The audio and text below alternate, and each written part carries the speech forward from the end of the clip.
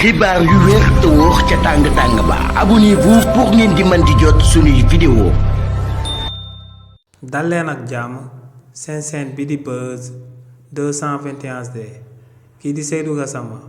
di njiitalu Amnesty International ci réewu Sénégal fësal na ay kàddu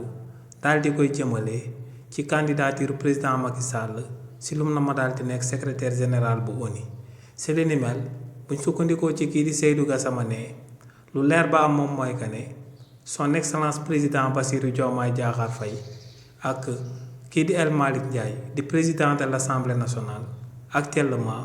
ñoo ngi jot ay pression yu daal di bàyyeekoo bitim réew di bàyyeekoo ci ay chef d'état africain te ne ci chef d'état africain yooyee mun na cee daal di lim kii di Denis Sassou Nguesso waaye tamit ne mun na cee daal di lim président bu Congo Brazzaville ne ñooñee ñëpp ñoo ngi oo son excellence président Bassirou Diomaye Diakhar Faye ak kii di El Malick Ndiaye di président de l'Assemblée nationale di leen di soññ ngir ñu daal di soutenir candidature président Macky Sall nee nag lu mu gëm moom mooy que ne son excellence président Bassirou Diomaye Diakhar Faye moom ak El Malick Ndiaye duñ mës a daal di cédé di nangul ay président ñoom daal di soutenir candidature président Macky Sall ndax ne lu leer ba am moom mooy que ne ñaawtee fi président Macky Sall daal di amal même bu ñu soutenir candidature am sax loolee du daal di sabab mu daal di nekk ki nga xam ne moom mooy diriger secrétaire général bu ONU ndax ne président Macky Sall amul profil bi amul jaar-jaar bi donc ne jàppale ko tamit du tee du mus a daal di nekk secrétaire général bu ONU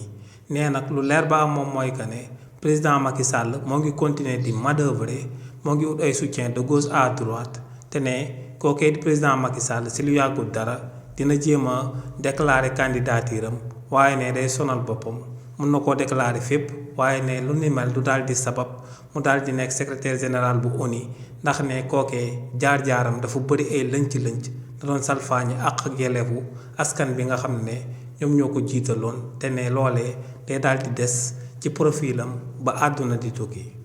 xibaar yu wér te wóor ca tàng-tàng ba abonnez-vous pour ngeen di mën di jot suñuy vidéo.